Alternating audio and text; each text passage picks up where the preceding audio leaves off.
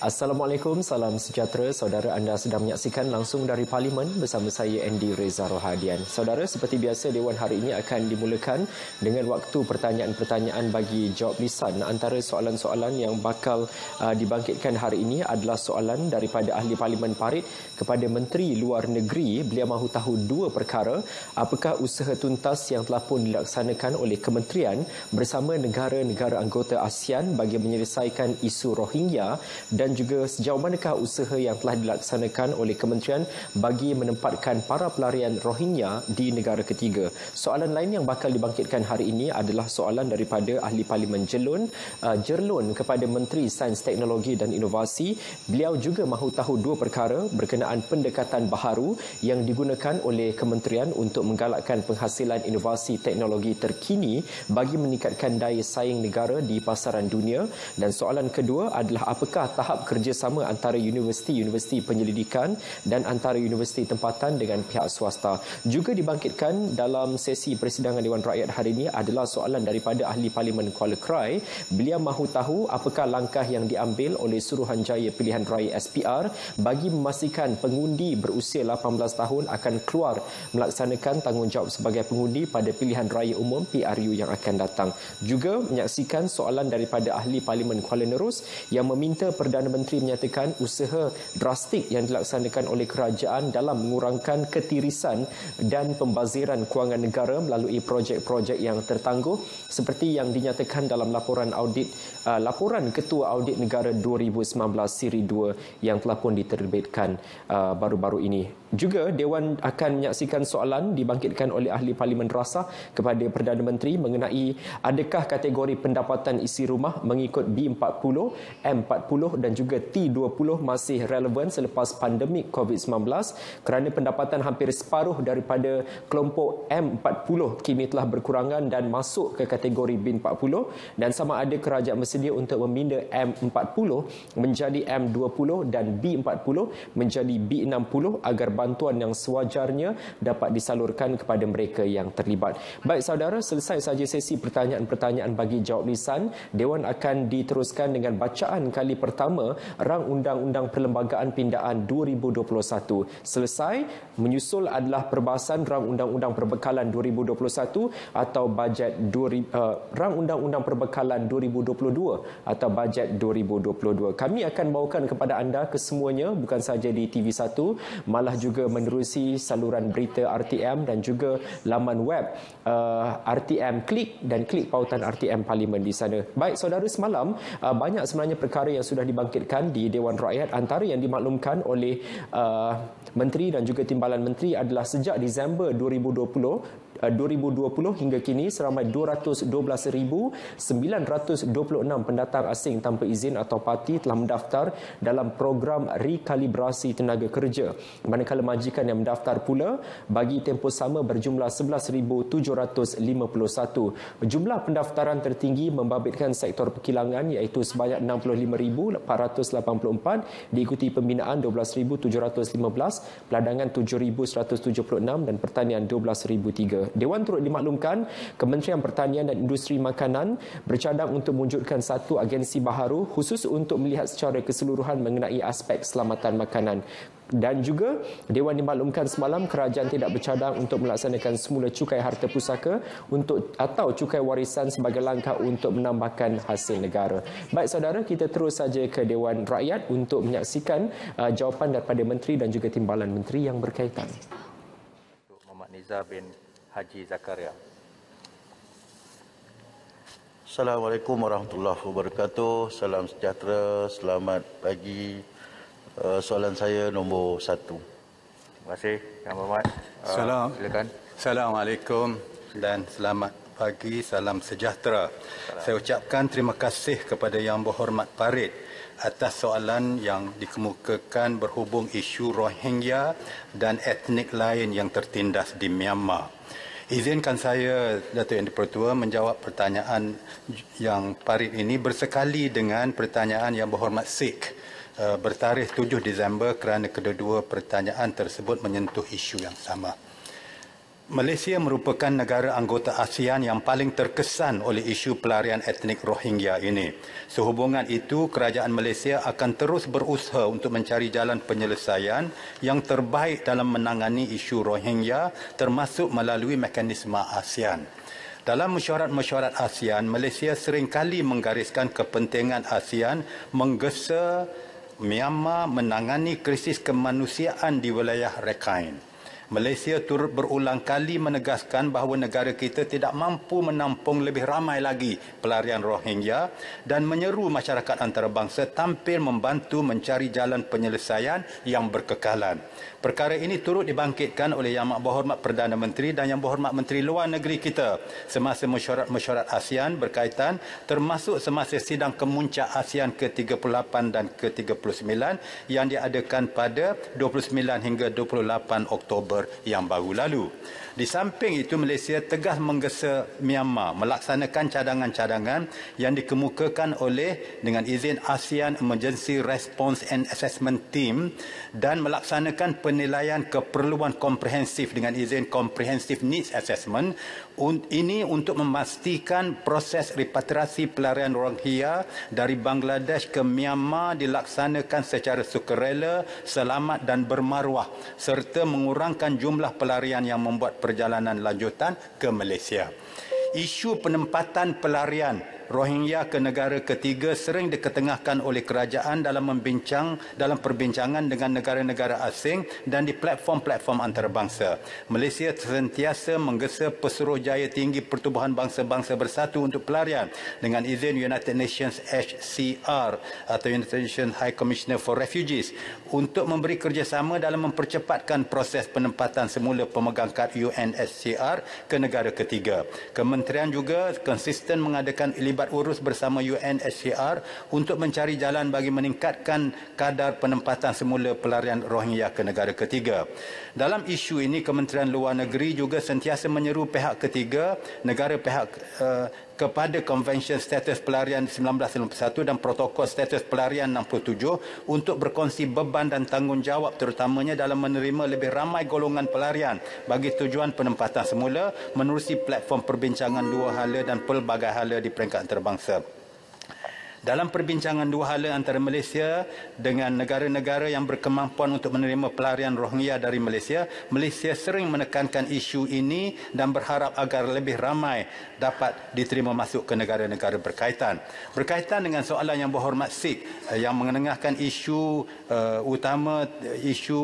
dua isu utama iaitu taraf kewarganegaraan Rohingya serta kepertanggungjawaban ke atas pelanggaran hak asasi manusia yang berlaku ke atas hak etnik minoriti tersebut. Mengenai isu kewarganegaraan, kerajaan Myanmar pada tahun 1982 telah meluluskan Undang-Undang Kewarganegaraan 1982 yang mengecualikan etnik Rohingya daripada senarai etnik bertaraf warga negara Myanmar. Dalam hal ini, Malaysia akan terus memastikan bahawa penyelesaian isu Rohingya meliputi pengiktirafan mereka sebagai warga negara Myanmar. Antara lain, Malaysia sentiasa menyokong usaha-usaha antarabangsa bagi memastikan kebertanggungjawaban ke atas pelanggaran hak asasi manusia dan jenayah kemanusiaan yang berlaku ke atas etnik Rohingya. Sebagai contoh, Malaysia menyokong resolusi Majlis Hak Asasi Manusia Pertubuhan Bangsa-Bangsa Bersatu yang menubuhkan satu mekanisme yang dinamakan Independent Investigative Mechanism for Myanmar dengan izin bagi mengumpul bukti-bukti pelanggaran hak asasi manusia di Myanmar. Dan akhir sekali, Datuk Yang Pertua, Malaysia juga konsisten mengadakan libat urus dengan pihak-pihak berkepentingan yang terlibat dengan kes dakwaan genosid ke atas etnik Rohingya yang sedang dibicarakan di Mahkamah Keadilan Antarabangsa International Court of Justice. Tambahan pula, Mahkamah Jenayah Antarabangsa International Criminal Court turut menjalankan penyiasatan ke atas jenayah-jenayah kemanusiaan yang berlaku ke atas etnik Rohingya. Dalam hal ini, wajar bagi Malaysia untuk bekerjasama dengan mekanisme tersebut agar keadilan dapat dilunaskan kepada etnik Rohingya dan hak-hak mereka dapat dikembalikan secara saksama. Terima kasih, Datuk. Terima kasih Yang Berhormat Timbalan Menteri. Soalan tambahan pertama. Terima kasih, Tuan Menteri. Terima kasih, Timbalan Menteri. negara kita cukup konsisten dalam memperjuangkan isu-isu kemanusiaan di peringkat antarabangsa sekian lama. Saya ingin tanya Perdana Menteri, apakah Malaysia, negara kita mampu untuk menguruskan isu Rohingya ini yang dikatakan jumlahnya etnik melebihi 200,000, dan apakah perkembangan terkini hasil sidang kemuncak Asia Timur ke-16 berkaitan pelarian baru-baru ini, dan bagaimana reaksi negara-negara yang terbabit khususnya yang telah menandatangani Konvensyen Pelarian 1951, dan apakah negara kita nak terus bergantung kepada kuasa PBB yang dilihat gagal dalam menangani isu etnik Rohingya ini, dan sebaliknya ASEAN adalah jalan terbaik untuk menyelesaikan secara kebersamaan sebaik-baiknya. Jadi saya mohon pendirian daripada negara kita. Terima kasih. Terima kasih. Terima kasih Yang Berhormat Farid. Terima kasih Datuk Yang Pertua. Memang sebagaimana yang termaktub dalam jawapan asal saya tadi, Malaysia sudah menganggap kita sudah menanggung terlalu ramai pelarian daripada Myanmar yang kita anggarkan lebih daripada 200,000 orang semuanya. Dan usaha-usaha kita melalui negara-negara yang menjadi penjanji pertandatangani isu ataupun konvensyen berkaitan dengan pelarian ini adalah hasilnya amat kecil sekali. Saya boleh sebutkan di sini bahawa dalam 18 tahun yang lalu, daripada tahun 2003 hingga 2021, kita hanya mampu menghantar ke negara ketiga 8,312 orang sahaja kepada 10 buah negara seperti negara Australia, Kanada, Jepun dan sebagainya. Negara yang terbesar menerima pelarian ini ialah Amerika Syarikat, 7,000 lebih, dan yang terkecil negara Finland hanya 1 orang sepanjang 18 tahun yang lalu. Jadi hasil daripadanya tidaklah begitu membanggakan. Maka oleh sebab itu kita perlu terus bekerjasama dengan negara-negara di seluruh dunia dan khususnya melalui ASEAN. Yang mana sekali lagi bagaimana sidang kemuncak ASEAN beberapa hari yang lalu tunjukkan bahawa kerjasama tentang isu ini tidaklah begitu berjaya, dan lagi pula kita ada isu yang lebih besar dengan negara Myanmar itu sendiri. Selain pada isu Rohingya ini ialah itu isu kerajaan yang ada atau pemerintah yang ada sekarang di Myanmar itu. Terima kasih. Soalan tambahan kedua, Mas Kudang. Padang Serai bangun dari tadi. Padang Serai. Terima kasih Datuk Yang di-Pertua. Soalan tambahan saya percaya Malaysia perlu kehadapan dalam isu kemanusiaan ini. Saya tahu kegangan di mana negara luar tidak boleh masuk campur dalam hal urusan negara lain. Tetapi saya berharap kerajaan gerakkan lebih banyak bantuan kepada etnik Rohingya di Myanmar. Bukan Myanmar saja, tetapi mana-mana negara dalam hal isu perikemanusiaan perlu disuarakan. Pendirian Malaysia perlu dihormati mana-mana negara dalam hal ini. Terima kasih Menteri, terima kasih Yang di-Pertua. Terima kasih. Terima kasih Datuk Yang Pertua. Terima kasih YB Padang Serai atas pandangan, sokongan dan seruan kepada negara kita, kerajaan kita. Kita memang selari dengan pandangan Yang Berhormat Padang Serai itu. Selamat Hari Deepavali YB. Terima kasih. Ya, Pasir Gudang. Terima kasih Tuan Speaker. Yang Berhormat Timbalan Menteri, soalan saya, adakah Malaysia akan meminta ASEAN supaya mengkaji semula prinsip ASEAN yang tidak boleh campur tangan dalam hal negeri masing-masing, dikaji semula sekiranya ada berlaku genosid seperti dalam contoh Rohingya di Myanmar ini. Terima kasih. Terima kasih YB Pasir Gudang dan YB Yang di-Pertua. Memang implikasi daripada tindakan ASEAN akhir-akhir ini di sidang-sidang kemuncak yang baru ini dan yang awal sebelum ini dalam isu khusus berkaitan dengan kedudukan di Myanmar itu, saya melihat bahawa prinsip tidak campur tangan dalam negeri itu sudah bukan sahaja kita lihat dari perspektif yang baru, iaitu tidaklah ianya boleh menghalang negara-negara ASEAN lain daripada memberi pandangan, menyentuh, malah mengambil tindakan. Saya fikir walaupun tidak secara resmi prinsip charter ini diketepikan, tetapi saya lihat bahawa perkembangan terkini menunjukkan bahawa negara-negara ASEAN makin terbuka dari segi mengambil pendirian bahawa apabila isu-isu utama iaitu pelanggaran hak asasi ataupun rampasan kuasa berlaku, maka prinsip yang disebutkan dalam charter itu sudah diberi suatu pengertian yang baru dengan tindakan-tindakan yang baru. Terima kasih. Yang Berhormat Datuk Seri Utama Haji Mukris. Silakan. Datuk Yang Ketua, soalan saya nombor 2. Terima kasih. Yang Berhormat Timbalan Menteri. Assalamualaikum warahmatullahi wabarakatuh. Datuk Yang Dipertua, untuk makluman ahli yang berhormat, di dalam usaha untuk menjadikan Malaysia sebagai sebuah negara berteknologi tinggi menjelang 2030, Kementerian Sains, Teknologi dan Inovasi MUSTI telah melaksanakan pelbagai pendekatan baharu. Pendekatan pertama melalui Dasar Sains, Teknologi dan Inovasi Negara DESTIN 2021-2030, beberapa program dan inisiatif telah dilaksanakan, iaitu yang pertama program Rangka Kerja Malaysia Sains, Teknologi, Inovasi dan Ekonomi MySTIE 1010. Yang kedua, program pemacu pengkomersialan teknologi atau Technology Commercialization Accelerator TCA. Yang ketiga, inisiatif Sandbox Inovasi dan Teknologi Nasional NTIS. Yang keempat, inisiatif teknologi tinggi sentuhan rendah high-tech low touch. Dan yang kelima, program MyTech Pitch. Melalui pendekatan kedua, penglibatan di dalam Majlis Ekonomi Digital dan 4IR yang dipengerusikan Yang Amat Berhormat Perdana Menteri Malaysia, di bawah majlis ini mesti dipertanggungjawab menerajui kluster teknologi baru muncul yang berperanan menyelaras pelaksanaan inisiatif yang menyokong rangka tindakan ekonomi digital ke arah pengupayaan sektor perniagaan melalui transformasi pendigitalan.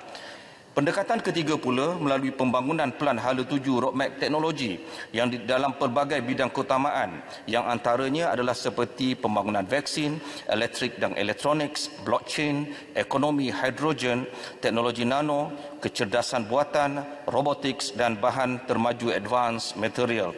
Seterusnya, melalui pendekatan keempat, mesti menyusun semula skim pembiayaan dana penyidikan dan pembangunan R&D dengan memberikan penekanan kepada aspek pembangunan eksperimental. Sasaran kerajaan di dalam rancangan Malaysia ke-12 ialah agihan perbelanjaan penyidikan pembangunan eksperimental kepada GERD perlu ditingkatkan kepada 24.5% pada tahun 2018, pada tahun 2018 ditingkatkan kepada 50% menjelang tahun 2025. Datuk Yang Dipertua, bagi menjelaskan mengenai tahap kerjasama antara Universiti Pendidikan dan Universiti Tempatan dengan pihak swasta, mesti ingin memaklumkan bahawa kerjasama yang telah terbentuk setakat ini adalah pada tahap yang sangat memuaskan. Antara inisiatif yang telah dilaksanakan oleh MUSTI adalah seperti berikut. Yang pertama, melalui bahagian pembudayaan dan perkhidmatan sains, teknologi dan inovasi, program Researcher Industry Scientific Exchange RISE, yang mana penempatan penyelidik dalam industri telah ditingkatkan daripada 15.83% kepada melebihi 40%. Setakat ini terdapat 24 agensi pelaksana yang menawarkan kepakaran di bawah RISE, iaitu 13 agensi di bawah MUSTI dan 11 agensi daripada kementerian yang lain. Seramai 295 penempatan pakar, pendidik dan teknikal telah dibuat melibatkan 89 kerjasama dengan syarikat melalui penyelidikan, pemindahan teknologi, konsultasi dan latihan. Yang kedua, melalui Pusat Inovasi dan Kreatif Global Malaysia Magic yang melibatkan program yang dijalankan antaranya Idea Lab dan juga Magic Ecosystem Builder. Dan ketiga, melalui Akademi Sains Malaysia, program yang telah dilaksanakan Malaysia Open Science Platform MOSP Malaysia, Collaborative Network Platform for Disruptive Innovation, program Idea Exchange dan Top Research Scientist Malaysia. Melalui Yayasan Inovasi Malaysia, terdapat program-program yang lain yang dilaksanakan yang saya cuma boleh menyebutkan tajuknya, antaranya Inclusive SME Ecosystem, Inisiatif Inovasi Sosial Malaysia, Malaysia Social Innovation Accelerator Program dan sebagainya. Dan juga melalui Lembaga Teknologi Malaysia, MBOT, yang mana turut melaksanakan beberapa program seperti Expo Teknologi dan Inovasi MyTech 21 yang bertemakan bakat berteknologi untuk pembangunan mampan. Sekian, terima kasih. Soalan yang pertama, Yang Muhammad Jalul. Terima kasih Tuan Yang Ketua. Saya ingin bertanya kepada Menteri Mosti.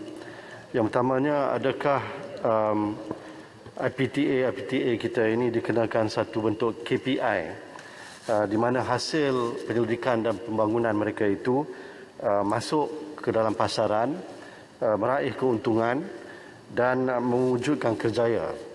Dan yang keduanya, seperti mana yang telah termaklum dalam Belanjawan 2022, sejumlah 423 juta ringgit disediakan untuk R&D IPTA dari MOSTI dan KPT. Oleh kerana IPTA ini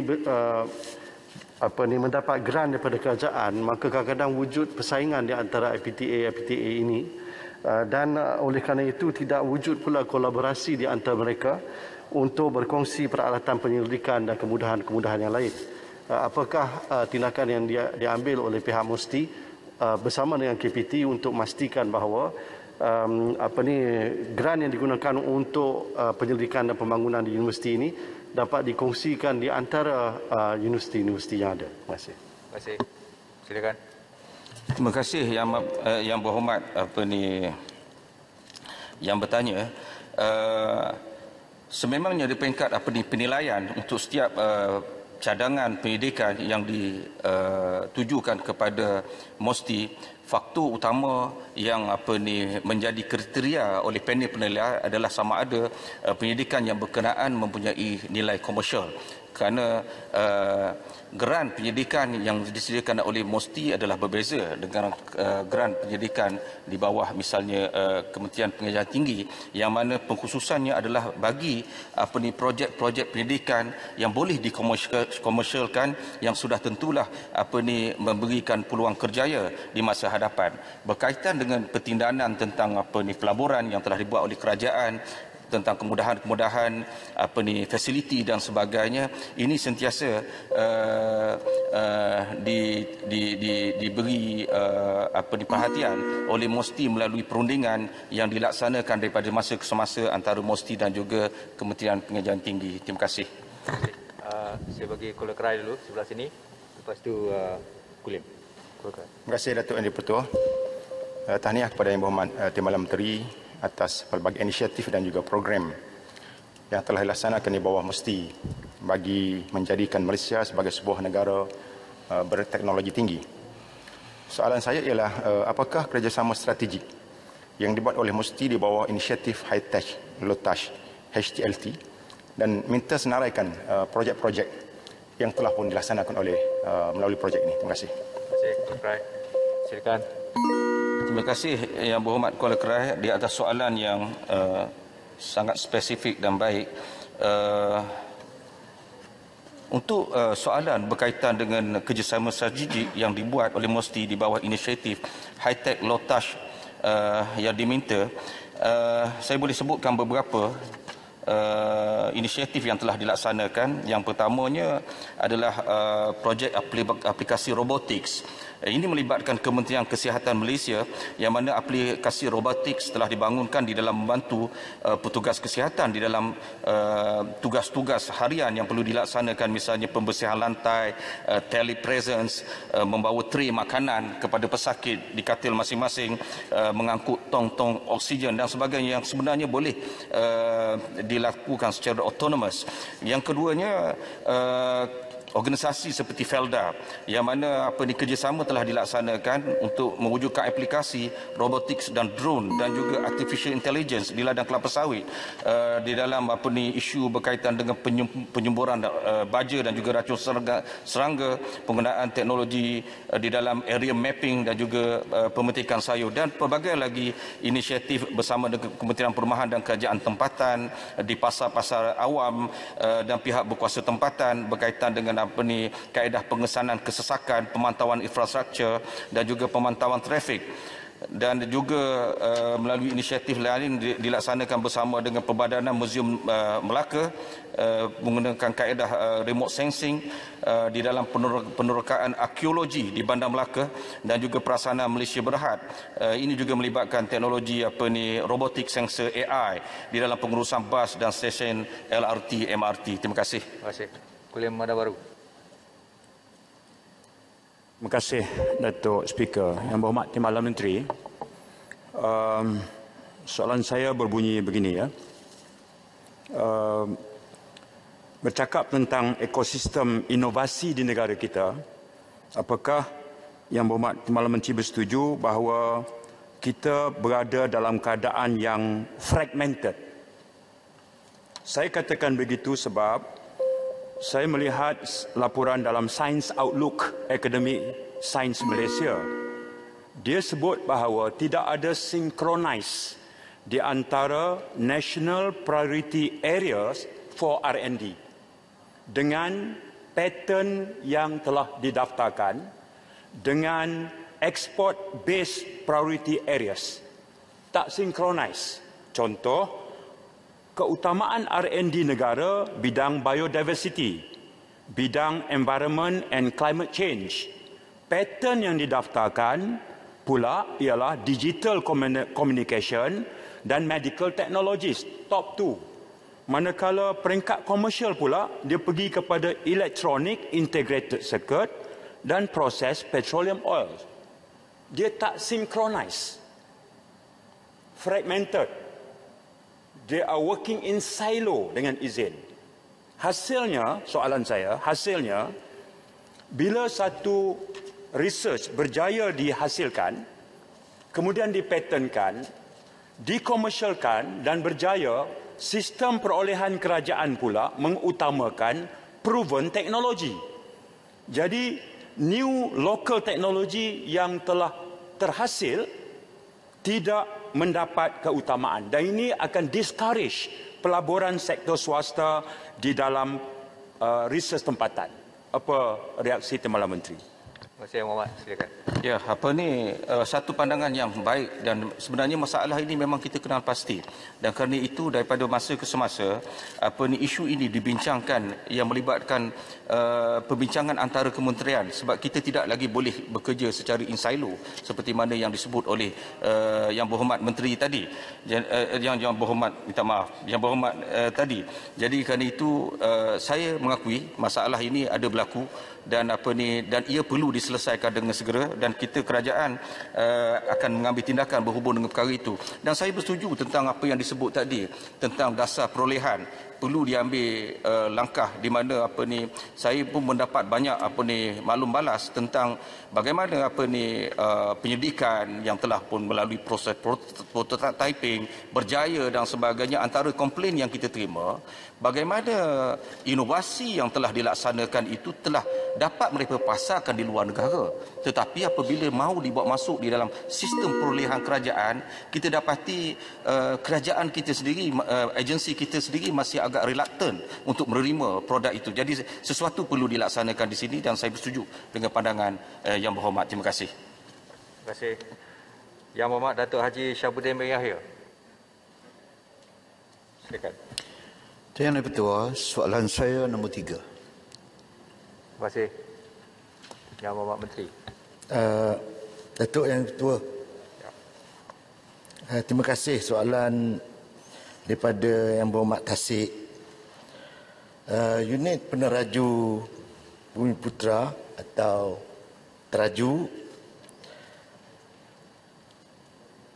selaku agensi penyelaras utama dalam pembangunan ekonomi dan sosioekonomi Bumiputera telah pun dilantik sebagai sekretariat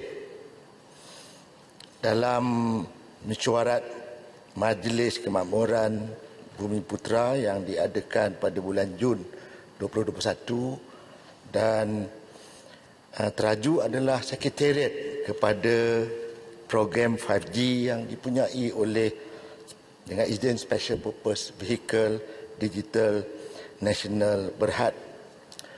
Kurang daripada itu, kita sebagai sekretariat, kita akan bekerjasama dengan DNB untuk memastikan rangkaian 5G ini 60% daripada 11 bilion itu akan diperuntukkan untuk kepentingan usahawan Bumiputera. Terima kasih. Soalan tambahan pertama. Terima kasih Tuan Ketua dan terima kasih kepada Yang Berhormat Menteri. Seterusnya saya ingin mendapatkan sedikit lagi penjelasan melalui soalan tambahan ini, iaitu apakah impak penyertaan syarikat Bumiputera dalam pembangunan infrastruktur rangkaian 5G dan manfaat teknologi 5G kepada kaum Bumiputera, terutama dalam menyediakan peluang perniagaan serta pembangunan sosioekonomi yang mampan. Terima kasih Tuan Ketua. Silakan Yang Berhormat Menteri. Terima kasih Yang Berhormat Tasik. Kalau kita lihat DNB ini adalah the concessionaire dan Ericsson adalah partner. Dia bukan saja menguntungkan usahawan dalam bentuk yang terlibat dalam kejuruteraan civil and structure, kerana 5G ini dia akan lebih cepat dan lebih pantas. Yang paling penting sekali adalah pengisian kepada perkara-perkara asas dalam network ini. Justru ia akan memberi banyak peluang pekerjaan. Sebagai contoh, betul kerajaan akan belanja lebih kurang 11 bilion untuk dalam bentuk sukuk, tetapi yang paling penting ia memberi manfaat kepada umpamanya 500,000 pekerjaan. Kita akan pastikan banyak syarikat-syarikat yang startup yang seperti dinyatakan oleh Menteri Musti tadi dapat kita manfaatkan, dan lebih pada itu kita menjangkakan lebih daripada 70 bilion pelaburan asing akan dapat sampai ke negara ini bila dan ketika 5G ini dapat kita muktamadkan pada 2025. Terima kasih. Terima kasih. Soalan tambahan. Ya, Jalul. Ya, terima kasih. Terima kasih Tuan Ketua. Minta maaf kalau saya kata jawapan yang diberikan oleh Menteri tadi tidak langsung meyakinkan untuk sampai sasaran 60% untuk agenda Bumiputera tadi. Saya ingin bertanya, adakah mungkin agenda 60% untuk Bumiputera ini dibuat semata-mata untuk mengaburi pandangan rakyat apabila DNB ini mengambil alih kontrak untuk membuat 5G ini daripada pihak swasta iaitu Telcos. Terima kasih. Silakan Yang Menteri. Kenyataan Yang Berhormat Jelun tu tak apa tepat. DNB ini kepunyaan Special Purpose Vehicle, kepunyaan kerajaan. Telco dia ada kepentingan-kepentingan sendiri kerana ia adalah listed company. Sudah pasti dia terpaksa akur dengan pemegang-pemegang saham yang dipunyai oleh dalam syarikat telco tersebut, Axiata, Maxis. Tetapi dari sudut kerajaan lebih mementingkan kepentingan ramai. Saya bagi contoh, Datuk Yang Bertua. Kalau kita nak bagi pada 5G, yang ada sekarang 4G, mereka tidak akan beri kemudahan-kemudahan ini di tempat yang klien mereka kurang. Di sinilah peranan sahabat saya, Menteri KKMM untuk fill up the vacuum dengan izin. Jadi sebab tu, dan carve out ini telah berjaya dilakukan dalam banyak modul. Umpamanya MRT Corporation dalam jajaran MRT jajaran 1 dan jajaran 2, bermakna untuk rail kita dah berjaya. Model dan sistem itu sama aja. Cuma kita nak pastikan yang ia dilakukan secara transparan. Bumiputera yang layak patut diberi kemudahan dan green lane.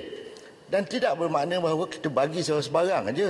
kepada siapa-siapa yang mungkin know-who. Ini bukan dasar kerajaan sekarang. Terima kasih, Tuan Mentua. Terima kasih. Seterusnya Yang Berhormat Datuk Wira Haji Muhammad Anwar Muhammad Tahir. Yang Berhormat Datuk Yang di-Pertua. Ya. Soalan saya adalah nombor 4. Terima kasih Yang Berhormat. Silakan Yang Berhormat Timbalan Menteri. Ya. Terima kasih Tuan Yang di-Pertua. Terima kasih kepada Yang Berhormat Temerloh. Kuala Lumpur Outer Ring Road merupakan jajaran lebuh raya di luar Bandaraya Kuala Lumpur yang merupakan gabungan lebuh raya berikut. Yang pertama, lebuh raya Kuala Lumpur ke Kuala Selangor Expressway atau LATAR. Yang kedua, lebuh raya Guthrie Corridor atau GCE. Yang ketiga, lebuh raya Baru Lembah Klang atau NKVE. Yang keempat, lebuh raya Utara Selatan Hubungan Tengah atau ELITE. Yang kelima, lebuh raya Lembah Klang Selatan atau SKVE. Yang keenam, lebuh raya Skim Penyuraian Trafik Lingkaran Kajang atau SILK. Dan yang ketujuh, lebuh raya Lembah Klang Timur atau EKVE. Lebuh raya Lembah Klang Timur ataupun EKVE merupakan sebahagian daripada Kuala Lumpur Outer Ring Road yang melalui Bandar Mahkota Ceras, Jalan Hulu Langat dan kemudian melalui hutan Simpang Ampang seterusnya berakhir di MRR 2. EKVE ini merupakan projek lebuh raya yang melibatkan pembinaan jajaran dual 2 lane yang bermula daripada Sungai Long di lebuh raya Kajang Silk hingga ke Jalan Lingkaran Tengah 2 MRR2 di UK Perdana. Panjang keseluruhan jajaran utama EKVE adalah 36.16 km dan 3.5 km yang melibatkan kerja naik taraf di Jalan UK Perdana. Sehingga September 2021, kemajuan terkini pembinaan lebuh raya East Klang Valley Expressway atau EKVE berakhir bulan adalah sebanyak 94.48%. Bagi memastikan EKVE dapat disiapkan dalam tempoh masa yang ditetapkan, kontraktor sedang giat menjalankan kerja-kerja pembinaan di tapak terutamanya yang melibatkan kerja tanah, pembinaan struktur dan jambatan, peparitan, cerun, turapan, kerja mekanikal dan elektrik, perabot jalan, bangunan dan lain-lain. Lebuh raya ini dijangka akan dibuka kepada trafik pada penghujung tahun 2022. Sekian dan terima kasih. Terima kasih Yang Berhormat Timbalan Menteri. Soalan tambahan pertama, Yang Berhormat. Yang Berhormat Datuk Yang di-Pertua, soalan tambahan yang ingin saya kemukakan mengenai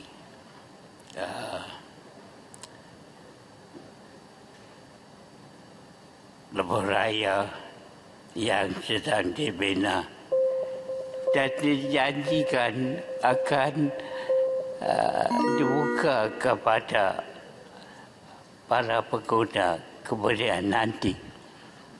Datuk Yang di-Pertua, saya ingin bertanya kepada Yang Berhormat Timbalan Menteri, apakah pendirian kementerian terhadap KL Outer Ring Road di antara UK Perdana Hulu Kelang dengan Tan Pelepah yang belum terbina karena sensitiviti alam sekitar. Adakah kementerian bersedia menerima cadangan alternatif dari pencipta alam sekitar serta pemegang taruh lain bagi melengkapkan rangkaian jalan raya ini bagi mengelakkan pertambahan bebanan tinggi trafik yang sedia ada di Jalan Lingkaran Tegah 2. Terima kasih. Terima kasih Yang Berhormat. Temeluk, silakan. Terima kasih kepada Yang Berhormat Temeluk khususnya ke atas keprihatinan beliau terhadap kesan alam sekitar dan juga status pembinaan lebuh raya EKVE. Untuk makluman Yang Berhormat, EKVE sebelum dia dibina telah melantik runding trafik MKZ Sdn Bhd untuk menjalankan kajian penilaian kesan trafik atau TIA untuk lebuh raya dan juga kesan impak di kawasan sekitarnya. Ini telah dijalankan pada 11 hari bulan Februari tahun 2012 dan telah dikemukakan kepada LLM atau Lembaga Lebuh Raya Malaysia pada 12 hari bulan Jun tahun 2012. Objektif utama kajian ini adalah untuk menganalisis kesan pembinaan lebuh raya tersebut untuk memastikan kelancaran aliran trafik dan juga pergerakan trafik yang efisien. Semasa EKVE pula, semua pelan pengurusan trafik atau Traffic Management Plan TMP telah dilaksanakan mengambil kira keadaan semasa trafik, dan TMP ini disemak oleh beberapa peringkat kejuruteraan termasuk pegawai trafik, jurutera perunding dan juga pemilik kawasan seperti PBT ataupun JKR. Setelah siap, lebuh raya EKVE dapat mengurangkan kesesakan terutamanya di kawasan Hulu Langat, Ampang dan juga Ceras. Berkaitan pula dengan soalan tentang kesan alam sekitar tadi, kerja-kerja pembinaan EKVE telah diluluskan oleh Jabatan Alam Sekitar Negeri Selangor dan laporan terperinci penilaian alam sekitar ataupun DEIA telah diluluskan oleh pihak Jabatan Alam Sekitar Selangor pada 25 hari bulan April tahun 2013. Antara skop kajian ini adalah seperti soil erosion, climate and meteorology, water quality, air quality dan juga noise and vibration. Berkaitan pula dengan tinjauan penduduk di kawasan, kajian ini tidak merupakan sebahagian daripada laporan DEIA dan tetapi ia juga dilaksanakan secara berasingan oleh juru perunding yang dilantik oleh syarikat konsesi tersebut. Dan dalam hal ini, sebanyak 86.8% responden telah bersetuju dengan cadangan jajaran lebuh raya ini. Kementerian KKR juga telah memastikan bahawa pelan pengurusan risiko ataupun risk management plan dilaksanakan di peringkat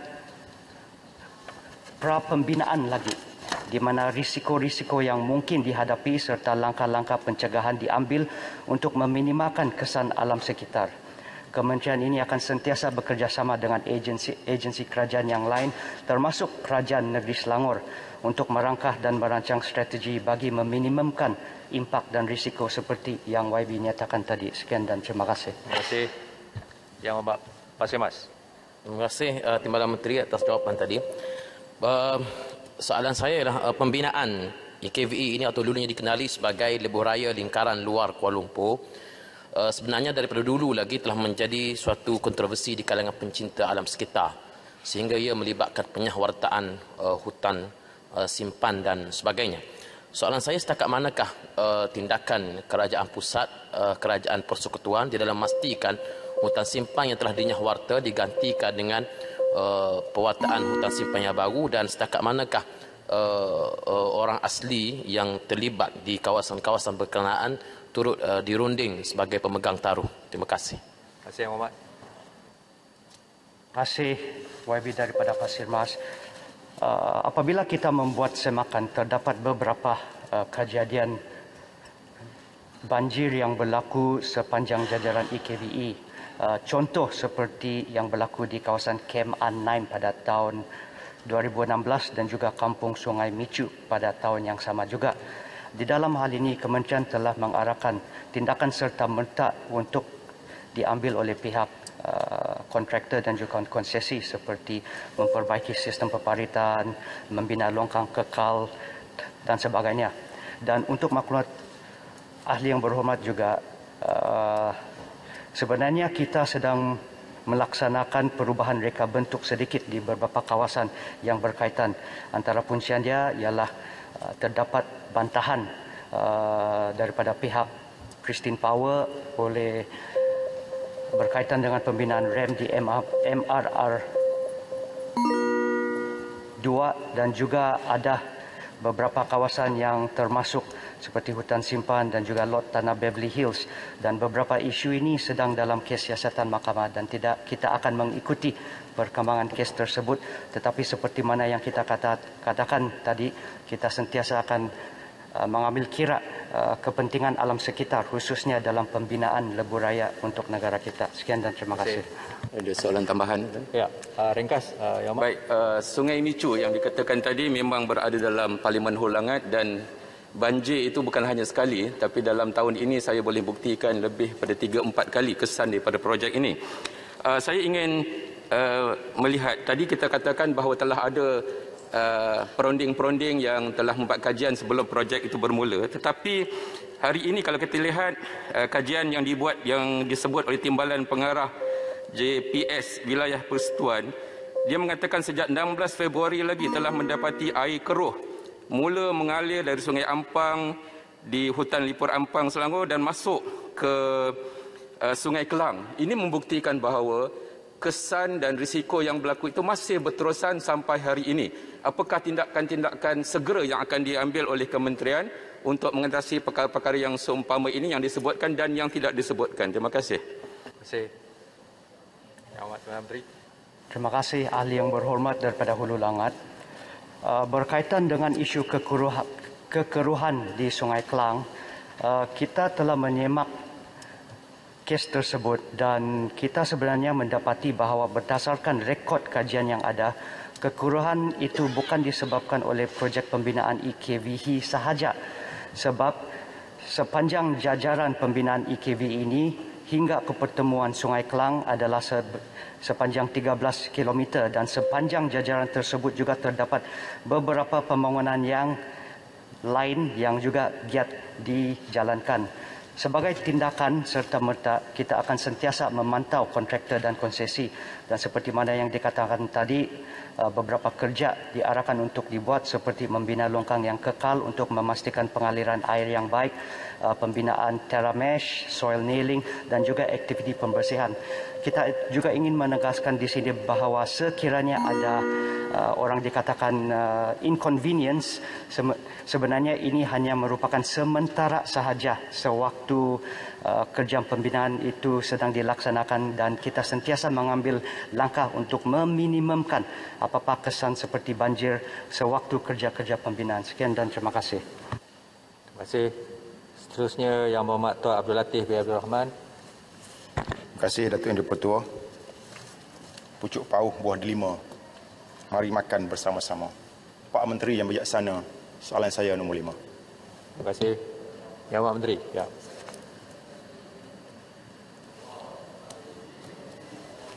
Terima kasih Datuk Yang Betul. Saya mohon maaf tak pandai pantun sangat. Datuk Yang Betul, Suruhanjaya Pilihan Raya Malaysia SPR melalui Akademi Pilihan Raya ataupun APR telah melaksanakan program pendidikan pengundi Voter Education bagi mendekati warga negara khususnya warga belia yang masih diteruskan sehingga kini. Program ini bertujuan untuk memberi kepahaman terhadap proses pilihan raya yang dijalankan di Malaysia, di samping menjawab isu-isu yang sering dibangkit oleh banyak pihak semasa pilihan raya. Dengan kesedaran dan kepahaman tentang proses demokrasi dan pilihan raya, maka diharapkan mereka akan menunaikan tanggungjawab untuk keluar mengundi semasa pilihan raya. Sejak pandemik COVID-19 melanda negara dan di Perintah Kawalan Pergerakan PKP yang diumumkan oleh kerajaan, Akademi telah memperkenalkan program pendidikan pengundi secara maya ataupun virtual voter education sebagai alternatif dalam melaksanakan program pendidikan pengundi yang dilaksanakan secara bersemuka sebelum pandemik COVID-19 berlaku. Sehingga 30 September 2021, APR telah melaksanakan program pendidikan pengundi bersama beberapa institusi pengajian tinggi secara bersemuka dengan mematuhi ketetapan prosedur operasi standard operating procedure melibatkan penyertaan seramai 2,740 orang pelajar, manakala program pendidikan pengundi secara maya pula adalah sebanyak 152 program dengan 50,858 jumlah tontonan. Selain itu, Datuk Yang Ketua, APR mengambil inisiatif perkongsian secara maya dalam media sosial melalui platform Facebook, YouTube, Instagram, Twitter, TikTok yang pada ketika ini merupakan trend belia dan anak muda. Inisiatif ini diambil sebagai menggalakkan pengundi 18 tahun keluar mengundi pada pilihan raya umum nanti. Terima kasih, Datuk Yang Ketua. Terima kasih. Kuala Krai. Ya. Terima kasih. Lepas Kuala Krai, Setiawangsa bangun dulu. Terima kasih Datuk Yang Di-Pertua. Setiawangsa Baling. Terima kasih atas jawapannya Pak Menteri, dan saya ingin bertanya, adakah terdapat usaha pihak kerajaan melalui KPM untuk menerapkan kesedaran demokrasi, pilihan raya dan juga kepentingan mengundi ini kepada anak muda, khususnya pelajar lepasan sekolah, kerana sebahagian ataupun kebanyakan mereka adalah lepasan SPM. Dan adakah terdapat negara yang boleh jadikan sebagai contoh ataupun model terhadap kesedaran sivik dan juga kesedaran pendidikan mengundi ini kepada anak-anak muda ini, dan bagaimana pula dengan anak-anak muda kita ataupun pengundi-pengundi muda kita ini yang berada di Menara Gading, khususnya di luar negara, adakah juga akan dilaksanakan secara e-voting ataupun secara online? Terima kasih, Datuk. Terima kasih, Yang Muhammad. Sebenarnya, Datuk Yang Ketua, apa saja yang dibuat secara maya adalah terbuka kepada umum. Jadi mengikut maklumat yang saya terima daripada SPR bahawa penglibatan warga negara kita daripada luar negara juga ada menerusi libat urus yang telah dibuat ataupun pendedahan yang dibuat oleh pihak SPR, khususnya apabila SPR mengadakan program yang dipanggil 10 minit bersama APR dan juga 15 minit bersama pengarah APR yang telah kita laksanakan selama sebanyak 37 sesi bersama APR dan 35 sesi bersama dengan pengarah APR yang melibat seramai 72 kali dan 304 dan 600 ribu penglibatan anggota, bukan saja dalam negara tetapi juga di luar negara. Yang Setiawangsa. Terima kasih Yang Berhormat Tuan Yang Di-Pertua dan juga Yang Berhormat Menteri. Setiawangsa hanya ingin bertanya, mengapa pihak kerajaan perlu tunggu keputusan mahkamah sebelum meneruskan pelaksanaan undi 18 ini, sedangkan perkara ini merupakan sesuatu pindaan perlembagaan yang telah disepakati rentas parti pada era Pakatan Harapan dahulu. Terima kasih. Ya. Terima kasih, Datuk Yang Ketua. Saya menyambut baik soalan tambahan ini oleh kerana memberi peluang kepada saya memberi penjelasan sebenar. Apa yang berlaku apabila perlembagaan dipindah, iaitu pada tahun 2019, maka time frame ataupun jangka masa untuk pelaksanaan di bawah pindaan ini ialah dalam masa hingga pada tahun 2023. Itulah makanya kalau kita lihat the timeline yang diletakkan oleh pihak SPR, pelaksanaan semua proses ini akan siap pada bulan September 2022 dan sistem ini akan berjalan lancar. Kerana banyak perkara perlu dibuat, contohnya electoral roll kena dibersihkan daripada yang telah meninggal, yang gila, yang sakit dan sebagainya ataupun yang masuk penjara. Begitu juga mereka yang umur lebih daripada 90 tahun yang kita ketahui melebihi jumlah 7,000 sekarang, umur 90 hingga 160 tahun yang belum lagi dibersihkan daripada kertas daftaran pengundi. Jadi itulah makanya time frame itu bukan menyangkakan sistem ini boleh dilaksanakan dalam masa yang terdekat selepas perlembagaan dipindah. Itu yang pertama. Yang kedua, Datuk Yang Tua, apabila intervensi berlakunya COVID-19, maka ini telah menekankan ketindakan pihak APR untuk bersemuka dan mengambil tindakan secara terperinci untuk melaksanakan apa yang dikehendaki oleh negara. Terima kasih, Datuk Yang Tua. Betul. Kota Melaka. Ini 18 tahun. Kota Melaka dulu. Terima kasih, Tuan Yang Betul. Kota Melaka berdiri dulu. Sila. Terima kasih, Tuan Yang Betul. Ringkas ya? Ya, ringkas. Menteri, oleh kerana proses pelaksanaan yang terlalu lambat telah menafikan hak golongan pemuda untuk mengundi kali ini di Pilihan Raya Negeri Melaka. Ada lebih kurang 130,000 mereka yang berumur 18 tahun dan ke atas tidak dapat mengundi kali ini. Oleh kerana proses terlalu lambat telah menafikan hak mereka. Itu yang pertama. Kedua ialah Menteri, saya nak minta penjelasan daripada Menteri memandangkan pandemik COVID-19 ini. Bukan saja kita nak fikir cara bagaimana kita memastikan pengundi 18 untuk keluar mengundi, tetapi juga dalam pilihan raya negeri Melaka ini, bagaimanakah SPR akan melaksanakan langkah-langkah untuk memastikan pengundi akan keluar mengundi. Sebab kita lihat hari ini semua berasa was-was nak keluar mengundi. Apakah mekanisme yang akan digunakan oleh SPR? Terima kasih, Tuan Yang Betul. Yang Mak, itu dijawab bagi soalan induk tadi. Dah dijawab oleh Yang Berhormat Menteri. Tuan Tua, sebenarnya soalan yang pertama itu sudah dijawab tadi. Dah jawab. Yang kedua itu untuk memberi kemudahan kepada pihak pengundi. SPR membuat persediaan bermacam, termasuk mengadakan kemah untuk orang-orang yang dijangka ada terlibat dengan penyakit ataupun dijangka positif COVID juga dipersediakan. Dan juga kekangan yang lain ialah untuk membanyakkan lagi saluran-saluran pengundi untuk menjarakkan tiap-tiap pengundi sebelum masuk mengundi sampai ke peti undi. Ini juga diambil kira dan SOP dibuat oleh pihak KKM dan juga MKN, itu diserah kepada SPR dan SPR akan melaksanakannya. Hingga setakat ini kita lagi belum dimaklumkan apakah jenis SOP yang bakal dilaksanakan untuk pilihan raya di Melaka ini, Datuk Yang Tuan. Terima kasih. Menteri, bolehkah satu libat urus diadakan? Hanya cadangan. Kota Melaka, duduk.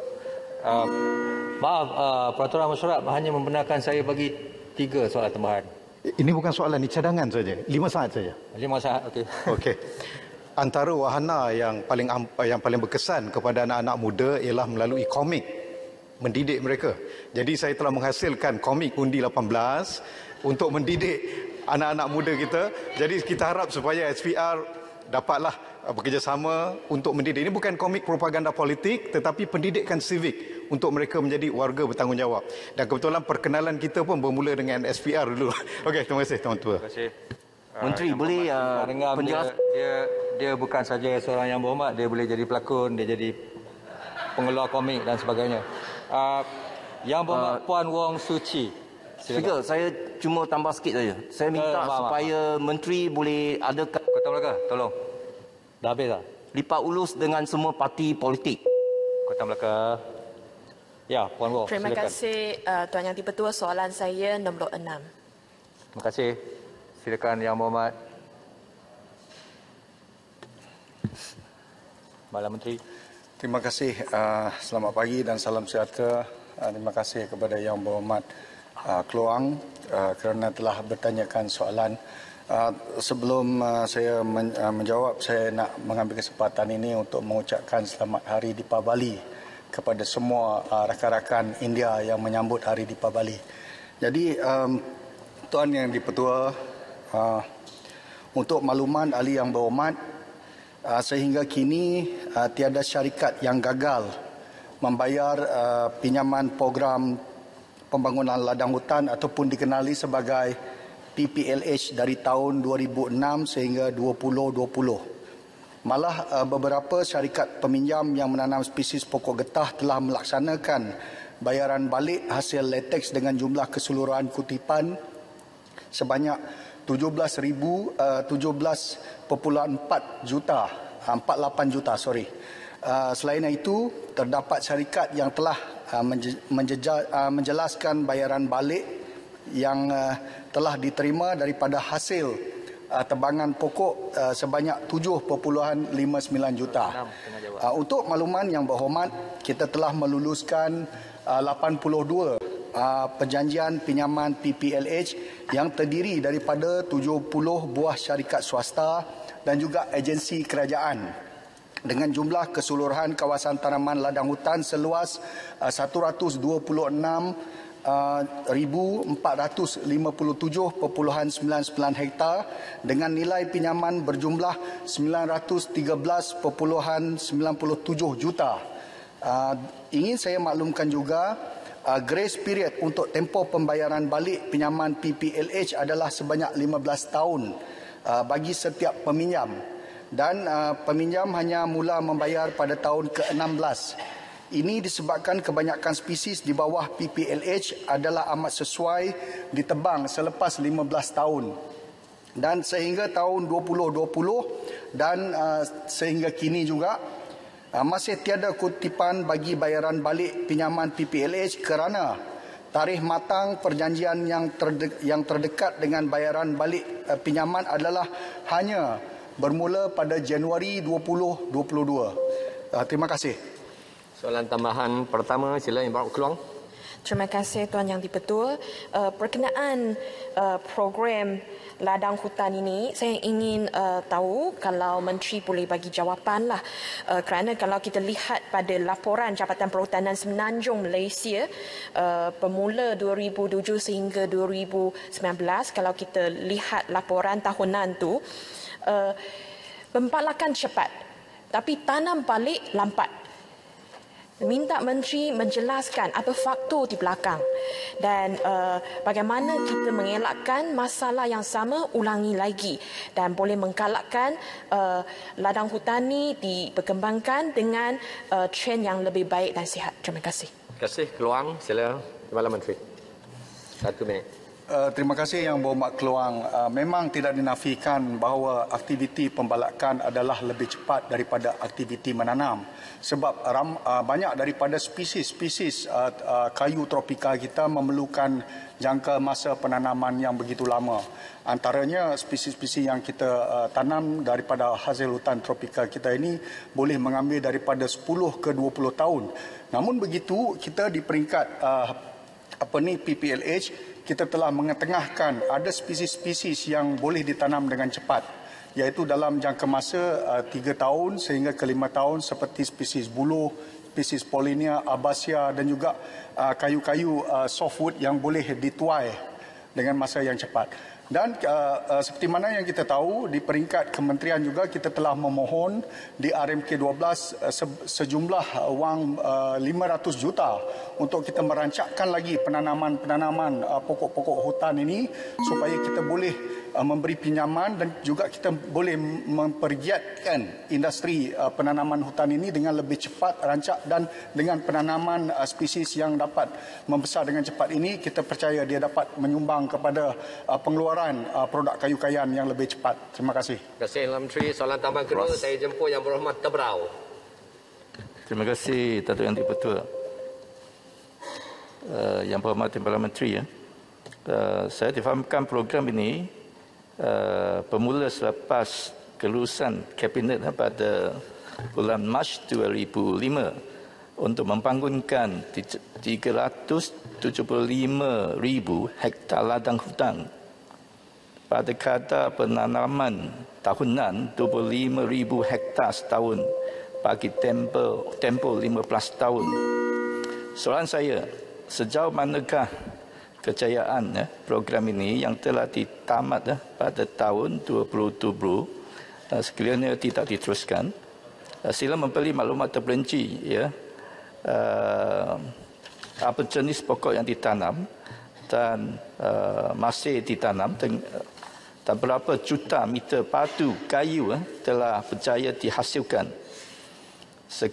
Sekiranya ada jenis pokok yang tidak berjaya, apa sebabnya dan berapa kos telah dibazir atas program ini? Terima kasih. Terima kasih, Tuan Rao. Sila Timbalan Menteri, 1 minit. Terima kasih Yang Berhormat Tebrau.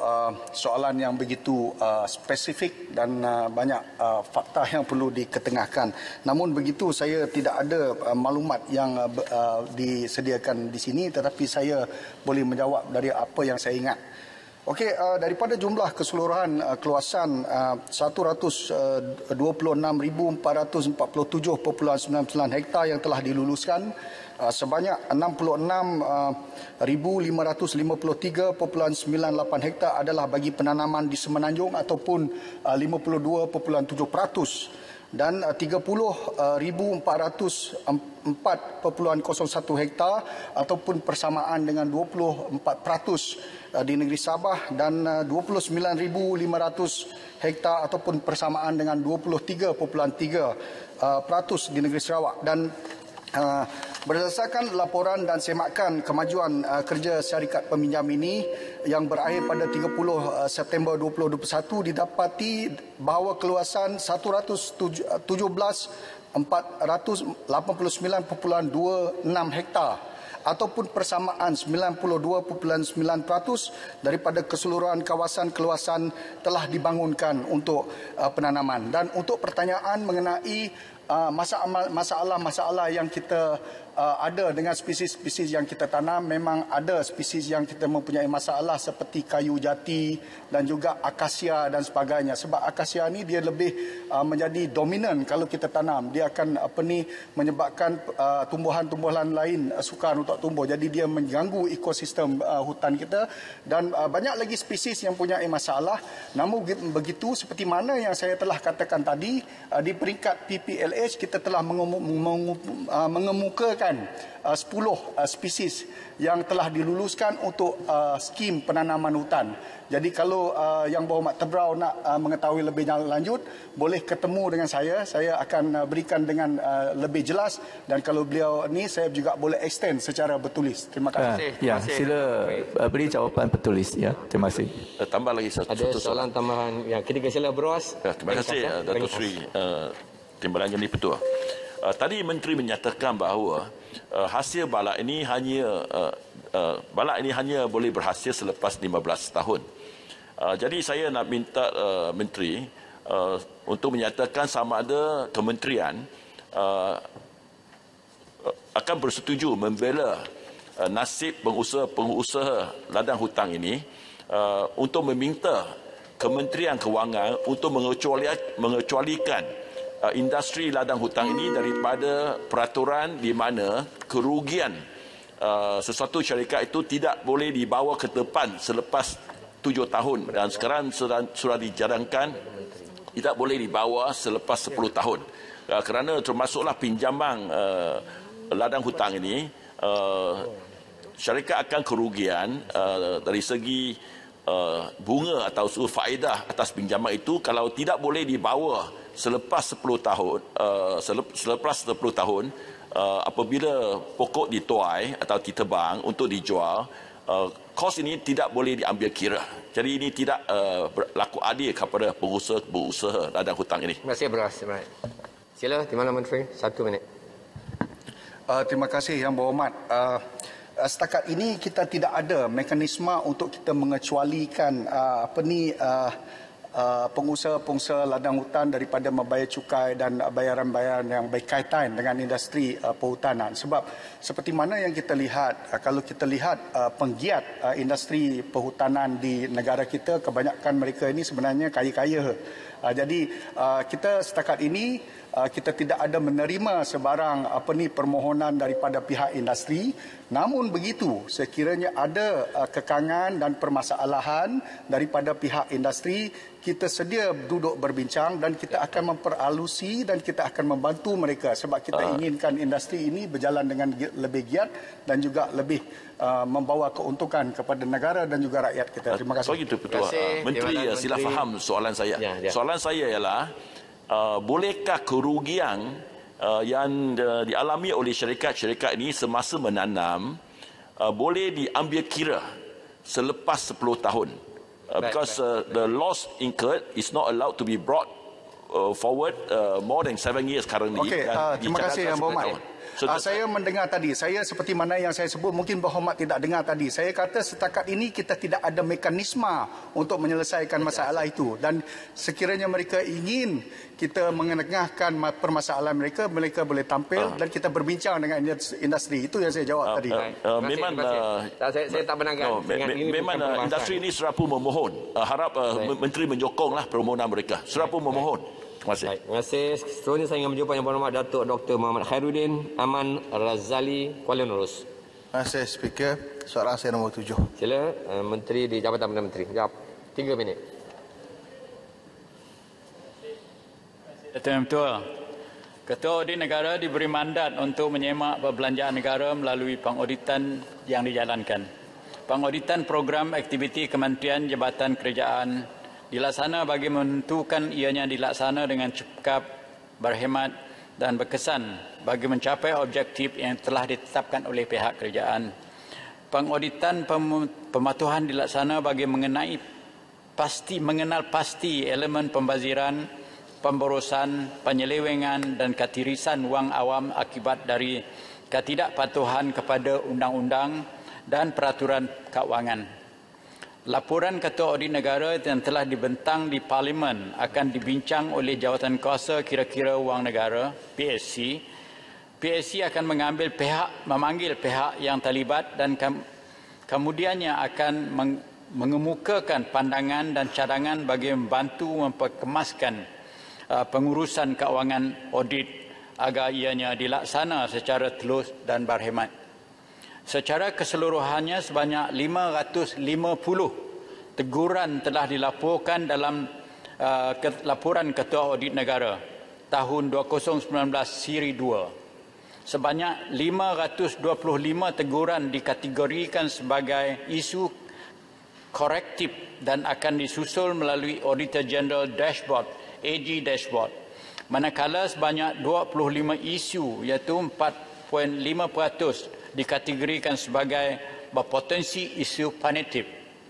Sebanyak 25 potensi punitif tersebut telah dibincang di dalam mesyuarat bersama Agensi Penguatkuasa dan Agensi Pusat pada 23 hingga 24 September 2021 dan 20 Oktober 2021. Berdasarkan mesyuarat tersebut, sebanyak 7 isu telah diputuskan untuk disiasat oleh Agensi Penguatkuasa seperti SPRM, PDRM dan Suruhanjaya Syarikat SSM.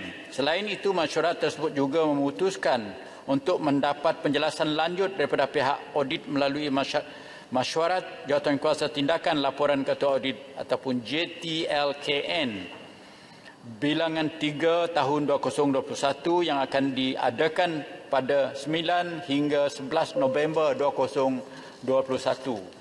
Jawatankuasa Tindakan Laporan Ketua Audit Negara dipengurusi oleh Ketua Audit Negara dan dianggotai oleh Peguam Negara, Ketua Polis Negara, Ketua Pesuruhjaya Suruhanjaya Pencegah Rasuah Malaysia, Ketua Setiausaha Perbandaraan, Ketua Pengarah Perkhidmatan Awam, Timbalan Ketua Setiausaha Kabinet Bahagian Kabinet, Perlembagaan Perhubungan Antara Kerajaan, Ketua Pengarah Unit Perancangan Ekonomi dan Pengawal Tugas-Tugas Khas, iaitu integriti dan keselamatan pejabat ketua setiausaha negara. Diharap dengan tindakan definitif, korektif serta tindakan oleh kementerian dan jabatan yang akan dapat mengurangkan ketirisan dan pembaziran wang awam. Datuk Yang Ketua. Terima kasih. Terima kasih Menteri. Sila Kuala Nerus. Soalan pertama. Terima kasih Speaker. Terima kasih kepada Yang Menteri. Isu keterisian ini isu amanah dan yang boleh menjaganya adalah iman terhadap syurga dan neraka, dosa dan juga pahala. Dalam kementerian kita ada pegawai integriti. Sejauh mana pegawai integriti ini dapat kita manfaatkan sebaiknya untuk menangani isu keterisian jangka masa panjang. Dan juga dalam ucapan Belanjawan 2022 disebut kerajaan akan bergerak melaksanakan Public Expenditure Review dan kerjasama Bank Dunia. Apakah dia asas-asas kepada Public Expenditure Review ini untuk kita menangani keterisian? Terima kasih, Pak Menteri. Terima kasih. Kuala Nerus, sila Menteri 1 minit. Terima kasih, Datuk Yang Tua.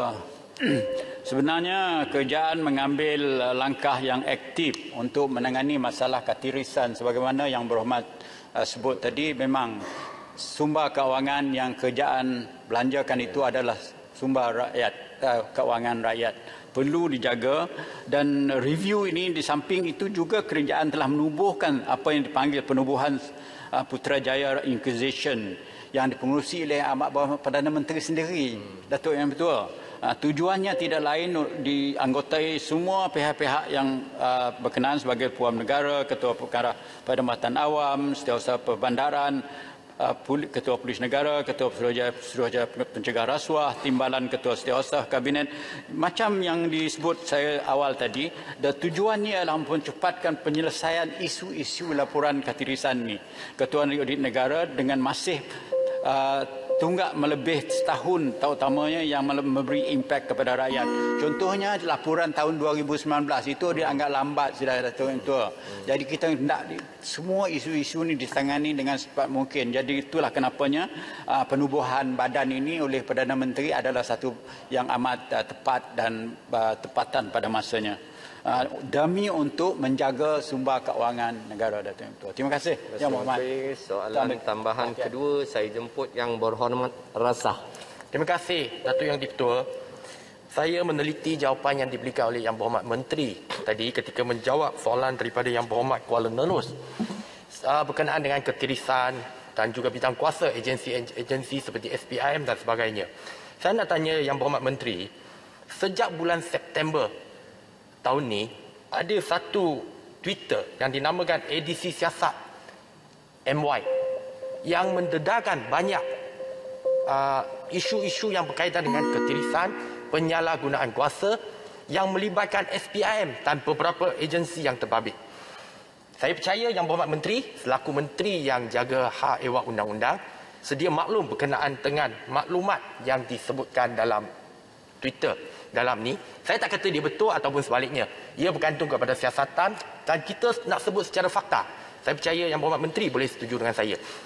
Soalan saya ringkas, apakah pendirian kerajaan terhadap pendedahan-pendedahan yang dilakukan oleh Twitter ini? Sebab dia melibatkan pegawai-pegawai tertinggi, termasuk orang nombor 1 dalam SPIM. Saya bukan buat tuduhan, tapi cuma saya mohon pendirian kerajaan sama ada siasatan telah dijalankan dan sekiranya belum, apakah ia akan dijalankan dalam masa terdekat. Mohon penjelasan. Terima kasih, Datuk Yang Di-Ketua. Sila Menteri. Terima kasih, Datuk Yang Ketua. Saya mendengar soalan yang dibangkit oleh Yang Berhormat dan saya memahami apakah tujuan soalan tersebut. Dan saya memberi penegasan di sini bahawa tindakan kerajaan ialah untuk menyiasat siapa saja dan kita tidak kisah sama ada dia ketua jabatan ataupun pemimpin-pemimpin kerajaan yang tertinggi. Siasatan ini tentunya dibuat dengan sebaik mungkin dan kita tidak akan memilih kasih dalam sudut penyiasatan, Yang Berhormat. Sebenarnya kerajaan masih meneliti semuanya, tapi Datuk Yang Tua, tidak semua soalan-soalan penyelidikan ini ataupun siasatan ini boleh didedah kepada umum selagi penyiasatan itu belum siap dan lengkap. Terima kasih, Datuk. Terima kasih. Pertanyaan jawab dia seterusnya saya ingin menjumpa Yang Berhormat. Sekali lagi, Tuan Yang Berhormat Rasah. Terima kasih, Datuk Yang Di-Ketua. Sebelum saya mengemukakan soalan ke-8, saya ingin mengambil kesempatan pada pagi ini mengucapkan selamat menyambut Hari Deepawali, Happy Deepawali, Deepawali Wataka kepada semua rakyat Malaysia yang akan menyambut sambutan yang penting ini. Soalan saya, soalan ke-8. Terima kasih. Menteri, di mana Menteri Jabatan Perdana Menteri jawab? Ya, terima kasih kepada Yang Berhormat Rasah. Datuk Yang Dipertua, seperti yang berhormat sudah maklum, berikutan pandemik COVID-19 dan Perintah Kawalan Pergerakan, kerajaan telah mengkaji kesannya ke atas sosioekonomi rakyat. Fokus kerajaan ini adalah bagi melihat kesan pandemik COVID-19 ke atas pendapatan isi rumah dan kemiskinan tahun 2020. Berdasarkan kajian yang diterbitkan oleh Jabatan Perangkaan Malaysia atau DOZM, ini pendapatan purata kasar bulanan isi rumah secara keseluruhan telah menurun sebanyak 10.3% daripada 7,901 pada tahun 2019 kepada 7,089 pada tahun 2020. Walau bagaimanapun, kajian ini tidak mengeluarkan nilai pendapatan garis kemiskinan PGK yang baru, yang mana nilai PGK 2019 masih dikekalkan. Jabatan Perangkaan Malaysia juga telah menganggarkan sebanyak 20% atau kira-kira 600,000 isi rumah dari kumpulan M40 telah turun ke kumpulan B40 akibat daripada pandemik COVID-19. Pada masa ini, kategori kumpulan pendapatan masih relevan dengan bantuan sosial kepada B40 dan M1, iaitu kumpulan 10% terendah dalam kalangan M40. Kerajaan akan mengemaskini PGK dan klasifikasi pendapatan pada tahun 2022 serentak dengan HIES dan BA ataupun survei pendapatan dan perbelanjaan isi rumah dan juga kemudahan asas yang akan dilaksanakan pada tahun hadapan. Dapatan kajian tersebut yang lebih komprehensif akan digunakan untuk memastikan penyampaian perkhidmatan kerajaan yang bersasar dan relevan dengan keadaan sosioekonomi semasa. Untuk makluman yang berhormat, HIES dan BE dijalankan 2 kali dalam tempoh setiap 5 tahun. Sekian. Sila, Yang Berhormat Rasa, soalan tambahan. Terima kasih Datuk Yang Dipertua. Terima kasih kepada sahabat saya, Timbalan Menteri yang telah memberikan jawapan tadi. Saya meneliti jawapan yang telah diberikan oleh Yang Berhormat Timbalan Menteri. Ternyata daripada perangkaan yang ada, statistik yang ada menunjukkan bahawa lebih kurang 10% ya daripada isi rumah M40 telah jatuh ke dinamakan M1 tadi. 10% dah jatuh kepada pendapatan mereka kepada B40. Jadi saya nak tanya, apakah langkah jangka panjang dan jangka pendek kerajaan? Mungkin bukan jangka panjang, mungkin jangka pendek untuk sementara membantu mereka supaya pendapatan mereka sebelum mereka lonjak semula masuk balik ke dalam M40 diberikan bantuan tertentu secara interim untuk mereka mengharungi masa yang sukar ini. Dan soalan kedua singkat berkenaan dengan T20. Saya percaya golongan T20 pun ada yang akan terjejas. Jadi saya nak tanya berapa peratuskah? Mungkin golongan ni tak banyak, tapi apakah peratusan golongan daripada T20 yang terjatuh menjadi M40 ataupun B40. Sebab golongan ni pun kita kena bagi bantuan. Saya percaya mereka yang terlibat tu mungkin golongan daripada IKS yang memerlukan bantuan segera, mungkin secara sementara ataupun mungkin secara kekal daripada kerajaan. Terima kasih Datuk Yang Dipertua. Sila, Timbalan Menteri. 1 minit.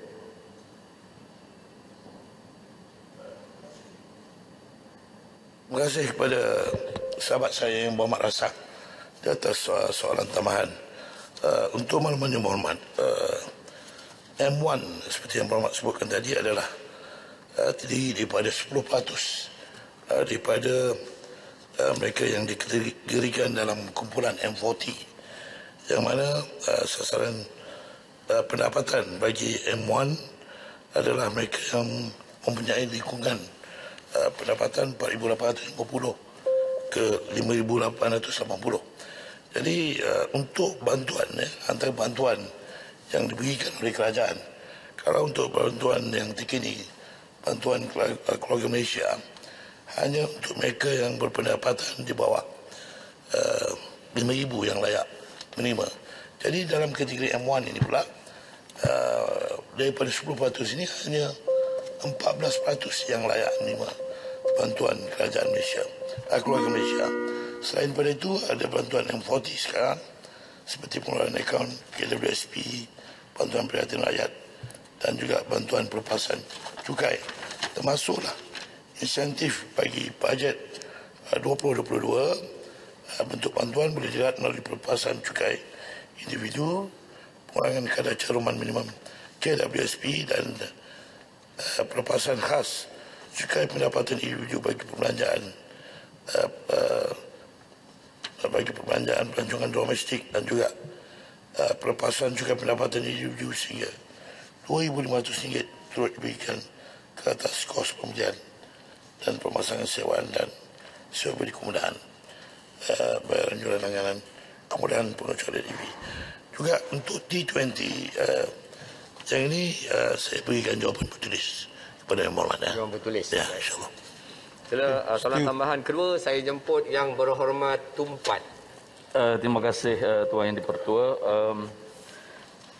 Saya perhatikan kita bukan saja perlu menilai semula garisan pendapatan serta tanggungan. Bahkan apa yang juga penting adalah geographical profiling, bandar utama, bandar biasa serta luar bandar. Kerana faktor kos sara hidup yang berbeza. Soalan saya, sejauh manakah perkara ini diteliti oleh kementerian bagi memastikan intervensi bantuan yang lebih berstrategik? Terima kasih. Terima kasih Tumpat. Sila, Perdana Menteri. Saya setuju dengan pandangan Yang Berhormat tadi dan saya fikir ini adalah antara perkara-perkara yang sedang diteliti oleh kerajaan pada hari ini dan mungkin juga pandangan-pandangan Yang Berhormat itu boleh diambil kira untuk diserap dalam apa juga pendekatan yang digunakan oleh kerajaan untuk memastikan bantuan-bantuan dapat dirasai terus kepada sasaran penerima yang diperuntukkan. Baik, terima kasih. Saya ada nak memanggil soalan jawapan seterusnya. Yang terakhir menjemput Yang Berhormat Datuk Seri Haji Idris bin Jusoh. Dewan bersidang tak sampai petang, soalan saya nombor 9. Sila Menteri Perusahaan Peladangan dan Komoditi atau timbalannya menjawab. 3 minit. Terima kasih Yang Berhormat Besut yang begitu peka dan juga begitu prihatin dengan permasalahan industri sawit dan juga getah. Memang kita sedia maklum cara untuk menyelesaikan masalah kekurangan tenaga kerja dalam sektor peladangan ini bukanlah sesuatu yang mudah tetapi agak rumit dan juga kompleks. Namun begitu, bagi memastikan kerugian yang tidak terus meningkat, kita di Kementerian Perusahaan Peladangan dan Komoditi juga telah berusaha untuk membawa masuk pekerja asing ke Malaysia bagi mengatasi kekurangan tenaga kerja ini. Di mana sekarang ini kita telah mendapat kelulusan seramai 32,000 dan kita dalam proses memperhalusi kemasukan mereka ini dan MOU juga sedang diperhalusi untuk membawa pekerja-pekerja asing ini. Selain daripada kebergantungan kepada pekerja asing, kerajaan juga sentiasa menyarankan penggiat industri untuk mengadaptasi penggunaan mekanisme dan dalam proses kerja di mana mekanisasi bukan saja mempercepatkan proses kerja tetapi boleh mengurangkan kebergantungan kepada tenaga kerja manual. Dan bagi mempromosikan penggunaan mekanisasi dan juga otomasi, Kementerian Perusahaan Peladangan dan Komoditi juga telah menghasilkan lebih daripada 50 teknologi yang sedia untuk dikomersialkan.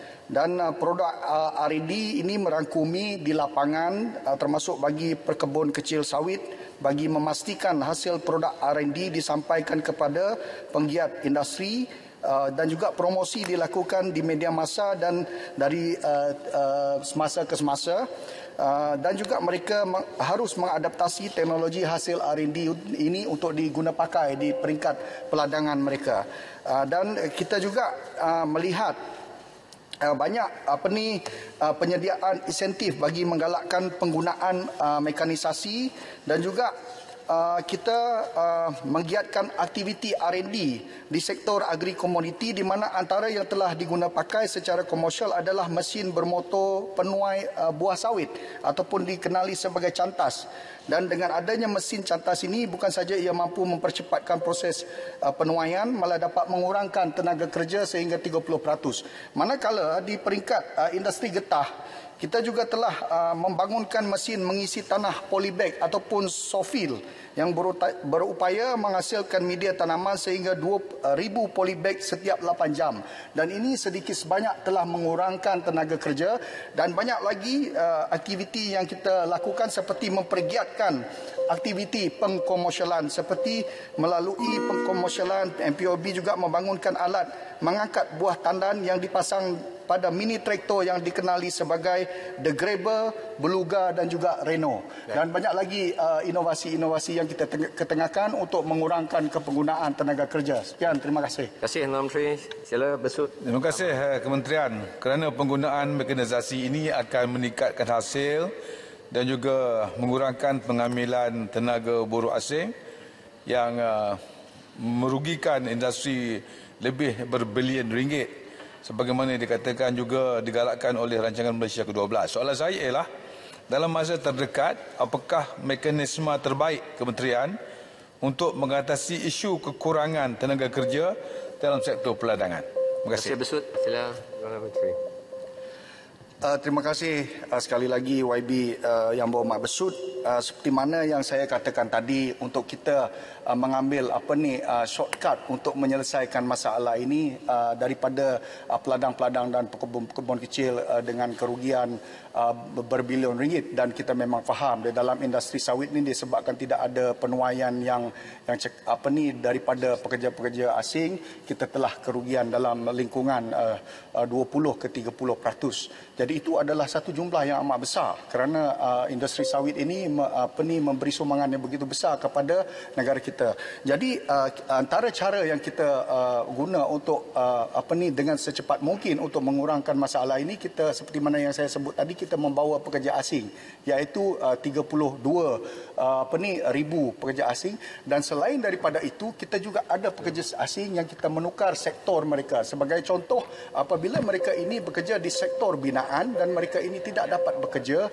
kita alihkan mereka kepada industri peladangan untuk membantu peladangan kita. Dan selain daripada itu, saya juga menyebut seperti mana inovasi-inovasi yang kita ada tadi, di mana kita boleh mengkomersialkan dan juga mempelawa mereka supaya mengguna teknologi ini. Selain daripada itu, pekebun-pekebun kecil tidak mampu untuk menggunakan inovasi yang kita keluarkan.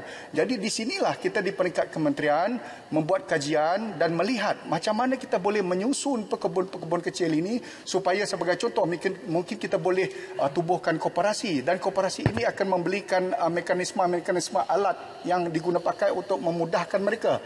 Dan mungkin juga kita boleh cadangkan kepada pihak kementerian untuk meminta dana kepada Kementerian Kewangan untuk memberi geran kepada pekebun-pekebun kecil ini membeli alat yang telah kita reka tu. Sebab kita dah banyak reka alat, dah 50 lebih ciptaan, tapi masalahnya mereka tak mampu nak beli. Jadi kalau kita ada kereta, kita untuk memudahkan pergerakan kita, tapi kita tak mampu beli kereta, tak bolehlah kita bergerak pantas. Begitu juga dengan pekebun kecil.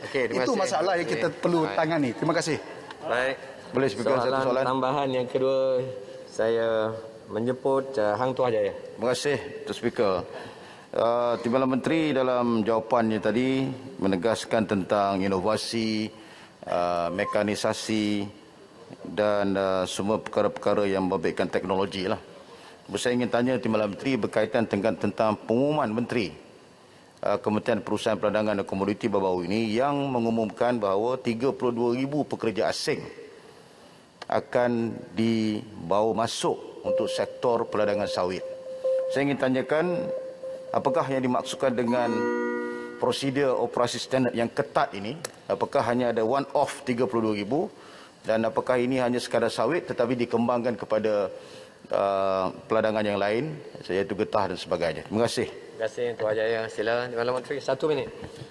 Terima kasih Yang Berhormat Tuan Jaya, mantan Timbalan Menteri Komoditi. Sudah semestinya beliau juga peka dan prihatin mengenai industri komoditi ini. Dan sebenarnya statement yang dikeluarkan oleh Yang Berhormat Menteri mengenai 32,000 pekerja asing yang akan datang ke negara kita adalah khas untuk industri sawit, dan memang kita juga akan melihat kemasukan yang diperlukan untuk sektor perabutan, kayu-kayan dan industri yang lain seperti getah dan sebagainya.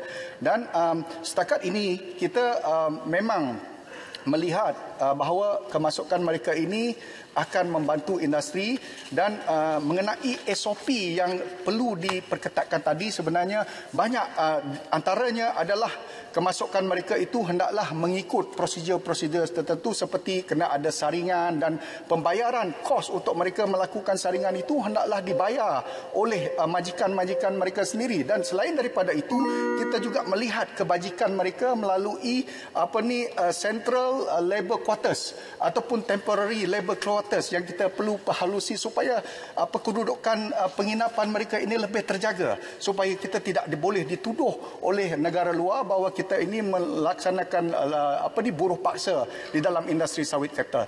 Dan itulah SOP yang kita nak perbaiki. Sekian, terima kasih. Speaker. Terima kasih Yang Berhormat Timbalan Menteri atas jawapan. 5 second soalan tambahan, Speaker. Yang Berhormat, sekarang tamatlah sesi untuk waktu pertanyaan bagi jawab 2 minit 55 second. Rang undang-undang untuk bacaan kali pertama. Yang Berhormat Menteri di Jabatan Perdana Menteri.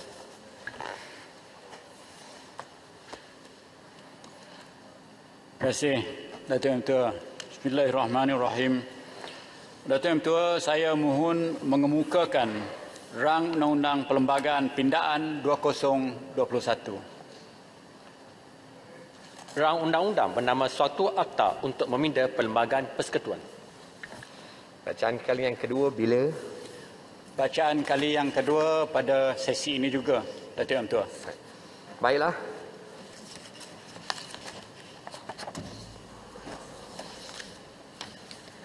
Aturan Urusan Mesyuarat dan Usul-Usul DR 9 Palang 2021, Rang Undang-Undang Perbekalan 2022 menyambung semula perbahasan atas masalah bahawa rang undang-undang ini dibacakan kali yang kedua sekarang.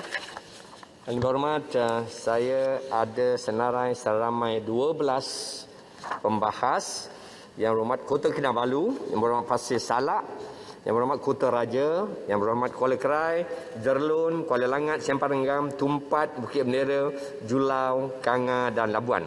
Dan oleh kerana kita akan habiskan hari ini sampai pukul 2, maka kita akan memberikan 12 minit seorang. Sekarang saya jemput Yang Berhormat Kota Kinabalu. Silakan. Ya, terima kasih Datuk Yang Dipertua atas peluang yang diberikan kepada Kota Kinabalu untuk turut serta dalam perbahasan bajet 2022.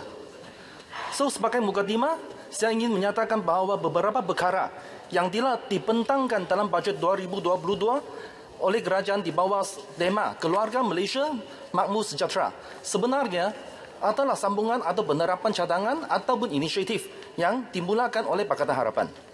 Antara yang paling ketara adalah kerajaan dalam memperuntukkan dana sebanyak 40 bilion ringgit Malaysia di bawah Semarak Niaga untuk membantu perniagaan-perniagaan yang meliputi pinjaman langsung, jaminan pembiayaan dan suntikan ekuiti yang bertujuan untuk memulihkan ekonomi selepas pandemik.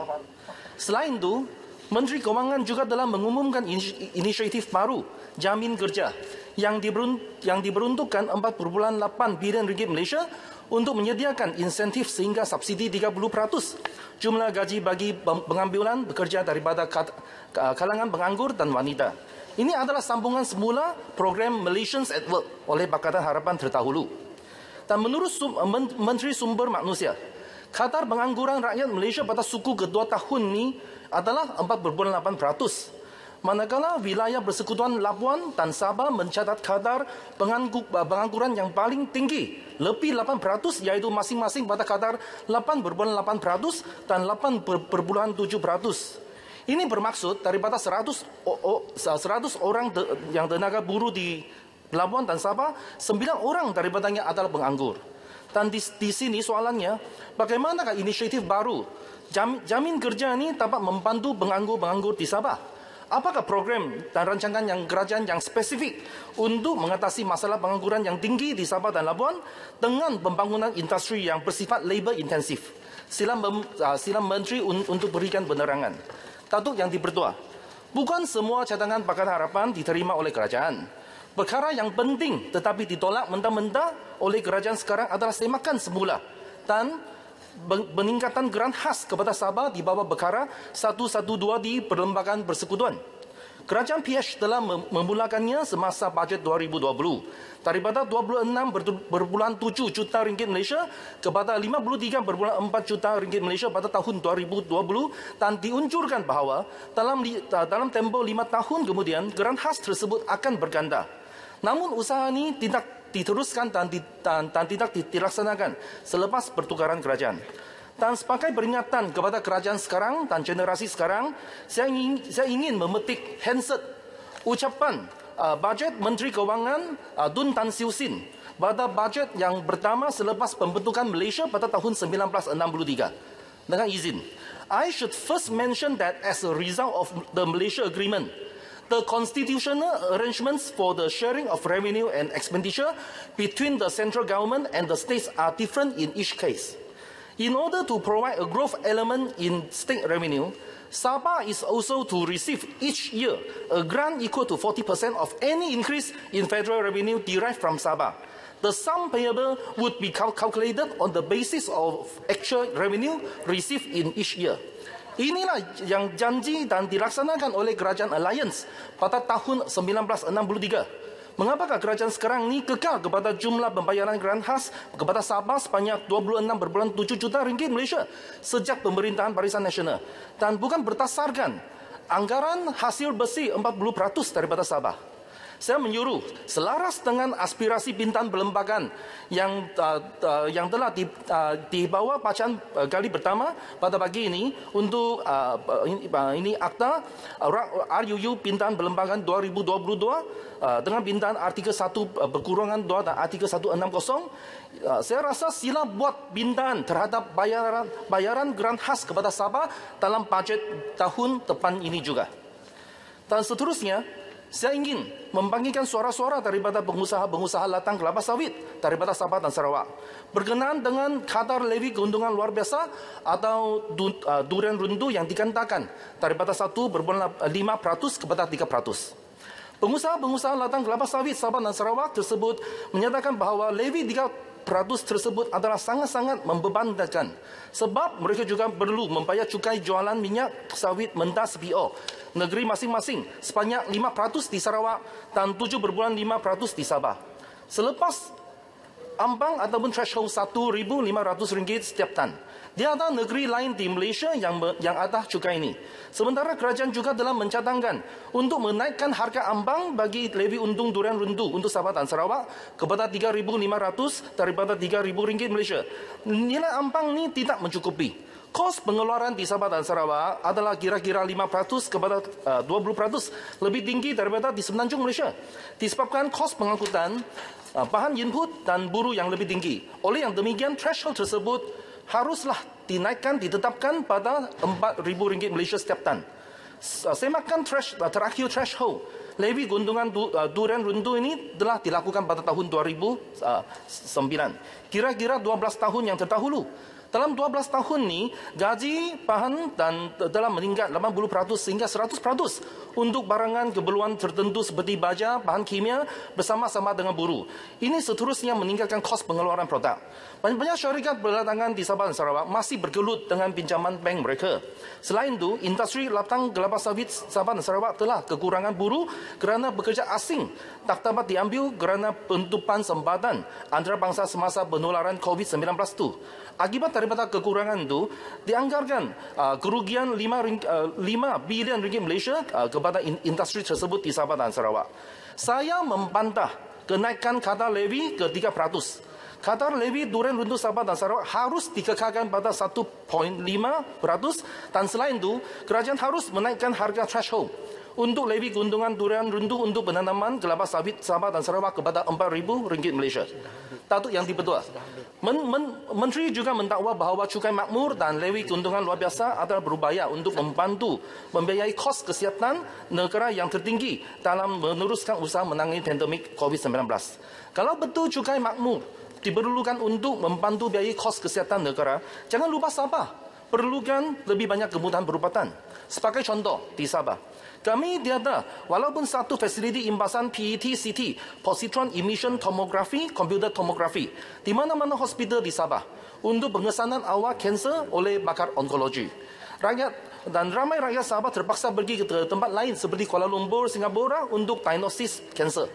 Penduduk di kawasan saya Kota Kinabalu lebih berdoa kerana ada akses yang lebih mudah ke hospital dan klinik kerajaan. Rakyat dari daerah lain di Sabah terpaksa melakukan perjalanan jauh ke Kota Kinabalu untuk mendapatkan rawatan berubatan yang tak terdapat di daerah mereka.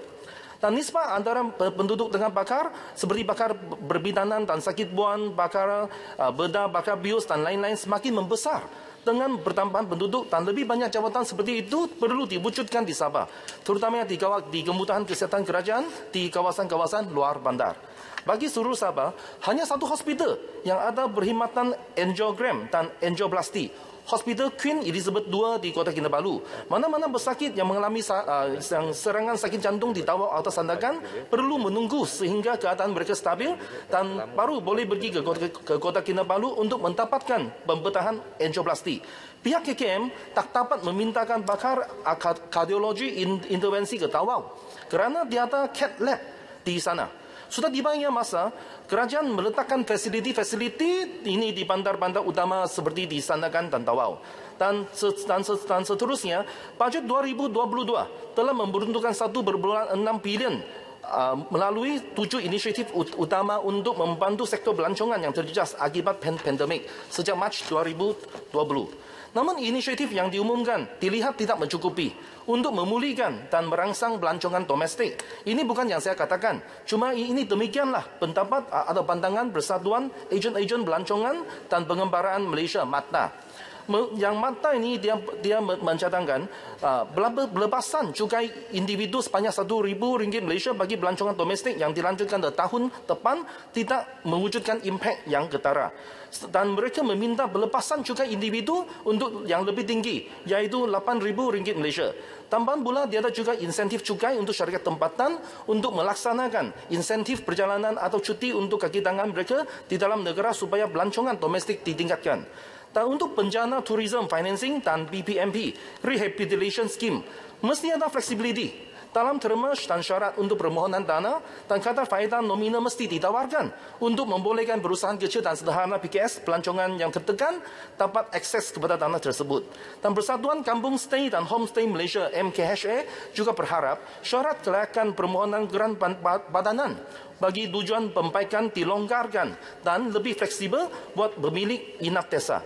Dan kini, ramai yang mengadakan pelancongan jenis staycation, di mana individu atau ahli-ahli sekeluarga mereka mengambil bahagian dalam aktiviti riada di hotel-hotel atau tempat pelancongan dalam jarak dekat dari rumah mereka. Dengan ini, saya mohon Motek harus mengadakan program-program untuk mempromosikan tempat pelancongan Sabah dan Sarawak kepada Semenanjung.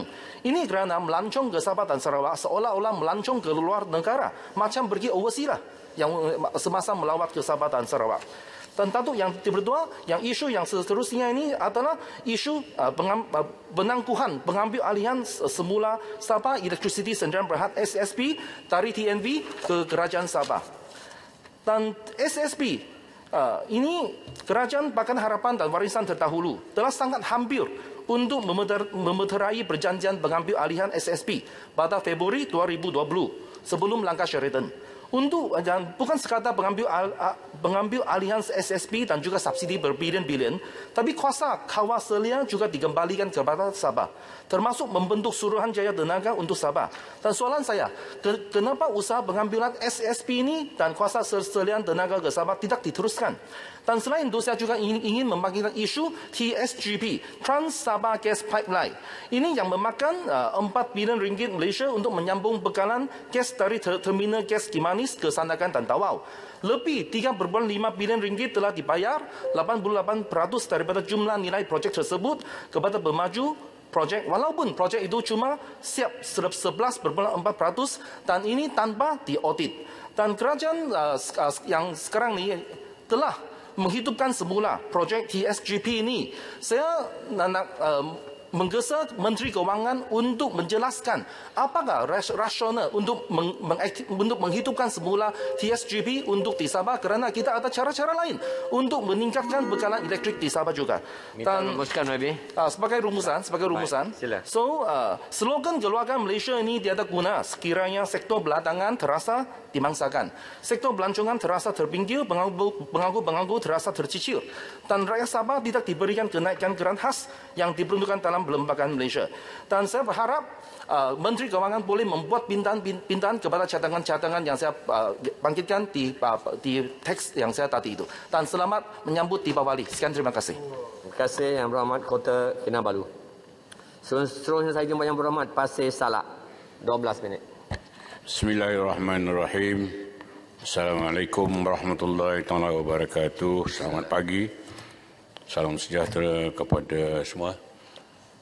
Datuk Yang di-Pertua, terima kasih beri saya peluang untuk berbahas mengenai perbelanjaan yang telah dibentangkan. Saya ucap setinggi tahniah dan syabas kepada Menteri Kewangan bagi pihak kerajaan yang telah membentangkan satu bajet yang komprehensif dan inklusif, ya, dan merupakan satu bajet yang prihatin rakyat. Saya ingin mengambil kesempatan ini nak bertanya kepada Menteri Kewangan, 70 bilion peruntukan untuk pembangunan, development expenditure. Berapa daripada jumlah itu yang diperuntukkan kepada kawasan Pasir Salak? We are talking about equitable distribution of allocation. Ya, equitable antara daerah dan antara kawasan, antara negeri. Saya nak tahu sebagai wakil rakyat, mewakili rakyat Pasir Salak, berapa allocation peruntukan yang diperuntukkan bagi kawasan Pasir Salak bagi menjalankan beberapa inisiatif dan tindakan kerajaan untuk membangunkan ekonomi dan rakyat Pasir Salak. Satunya pertanian. Kita amat bergantung kepada sawah padi dan juga kebun kecil sawit dan kebun buah-buahan. Saya nak tahu apa dia projek yang telah diatur dan diperuntukkan oleh Menteri Kewangan untuk umpamanya sawah padi berkenaan dengan irrigation, ya, menaik taraf irrigation untuk sawah-sawah padi ini supaya ianya boleh meningkatkan produktiviti petani daripada sekarang mungkin 2 tan 1 hektar dan sebagainya, semua rendah, ya, pendapatan pun lebih kurang 1,500 ke bawah saja, ya, ini sudah jatuh kepada tahap miskin. Jadi projek irrigation, saya itu tentang masalah benih padi sah dan masalah penyakit. Banyak perkara yang berkenaan dengan sawah padi ini yang perlu diatasi, yang memerlukan peruntukan daripada bajet ini. Itu berkenaan dengan pertanian. Lagi saya nak bertanya dari segi sektor perniagaan. Apa peluang perniagaan dan berapa banyak peruntukan, berapa banyak projek yang dibuat oleh kerajaan, ya, untuk kawasan atau daerah Pasir Salak ini yang sudah ketinggalan begitu lama, ya. Yang ada di kawasan saya ini, perniagaannya, peluang perniagaannya ialah perniagaan runcit, kemudian pasar tani, pasar malam. Itulah tahap perniagaan di kawasan Parlimen Pasir Salak daripada dulu sampai sekarang. Jadi ini sungguh menyedihkan.